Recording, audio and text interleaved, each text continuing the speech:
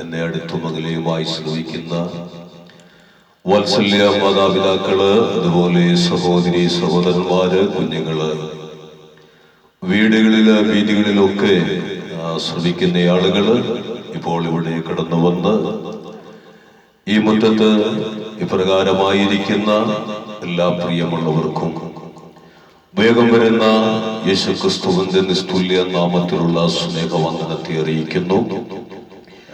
നിങ്ങൾക്കെല്ലാവർക്കും സുപരിചിതനായ ആളാണ് ഞാൻ. വെളിയിൽ നിന്ന് വന്നതല്ല, ഈ നാട്ടിൽ തന്നെയുള്ള ആളാണ്. അതുകൊണ്ട് തന്നെ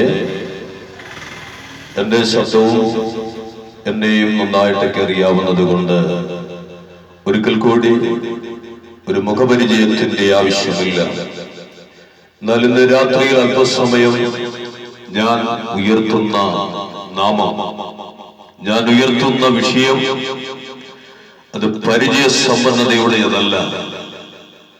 ഏതെങ്കിലും ഒരു വ്യക്തിയെ മാത്രമല്ല, ഏതെങ്കിലും ഒരു ജാതി ഉദ്ദേശിച്ച് മാത്രമല്ല, ഏതെങ്കിലും ഒരു മതത്തെ ഉദ്ദേശിച്ച് മാത്രമല്ല, സകല ജാതികൾക്കും ഒരുപോലെ ദൈവം ഒരുക്കിയിരിക്കുന്ന ദൈവത്തിന്റെ രക്ഷയുടെ പവിത്ര പദ്ധതിയെ കുറിച്ച് നാം അറിയേണ്ടതിനായി ഈ നല്ല സന്ധ്യയെങ്കിൽ ഒരുമിച്ച് അല്പസമയം നമുക്ക് ദൈവത്തിന്റെ ചിന്തയിലേക്ക് ഒരുമിച്ച് പ്രവേശിക്കാം.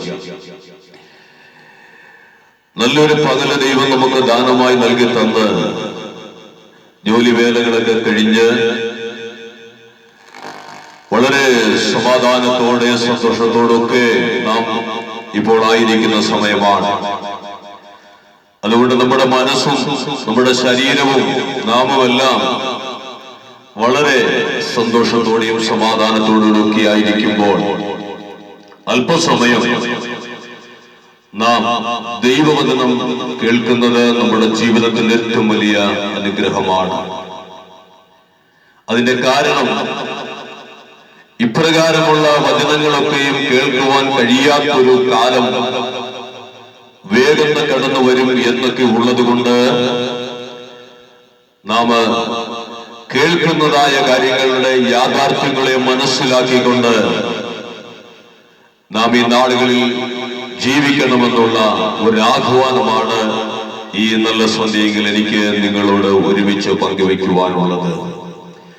ഇതിന്റെ കാരണം മനുഷ്യ ജീവിതം ക്ഷണഭംഗുരമാണ്. ഏത് സമയവും ഇവിടെ നിന്നും മരണം വഴിയായി മാറ്റപ്പെടാം. അപ്പോൾ അങ്ങനെ ഒരു ചുറ്റുപാടിലാണ് നാം എല്ലാവരുമായിരിക്കുന്നത്. ഇന്നത്തെ തന്നെ സന്ധ്യയിലെ വാർത്ത തന്നെ ടിവിയിലൂടെ ഞാൻ കാണാനിടയായി തീർന്നു. വിഴിഞ്ഞം കായലിൽ 3 കുഞ്ഞുങ്ങൾ വിദ്യാർത്ഥികൾ കുളിക്കാനിറങ്ങി.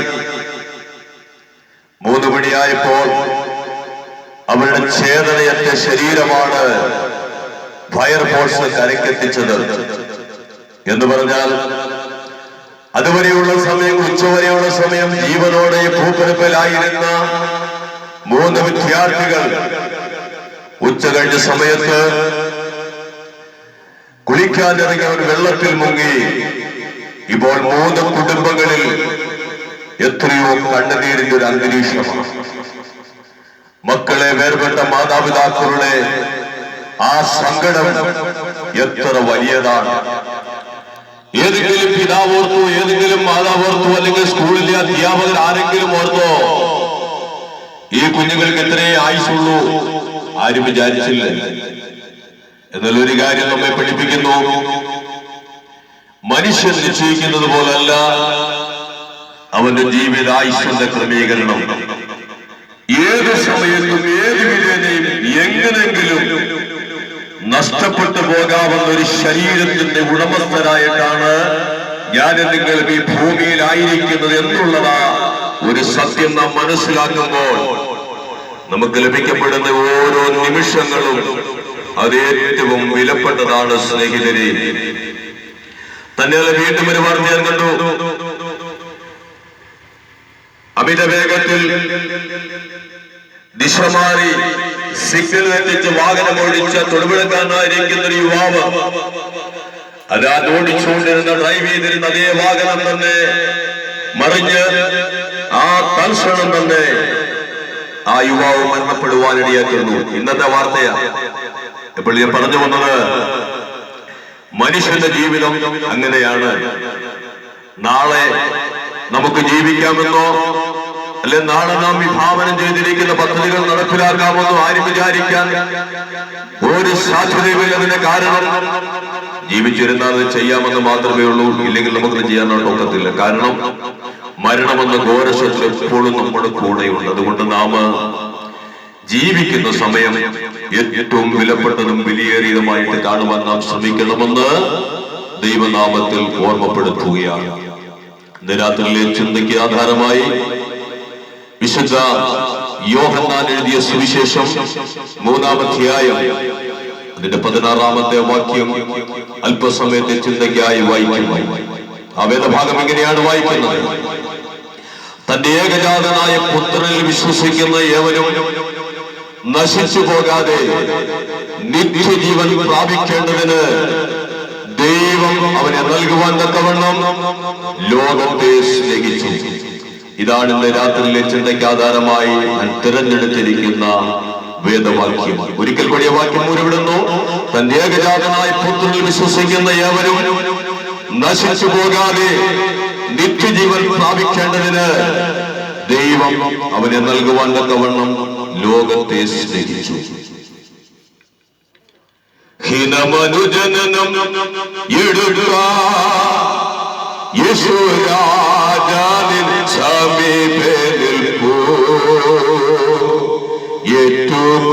ഏറ്റുകൊള്ളവനെ തള്ളാതെ. ഹീനമനുജനനം എടുത്ത യേശുരാജാനിൻ സമീപേ നിൽപ്പൂ ഏറ്റുകൊള്ളവനെ തള്ളാതെ.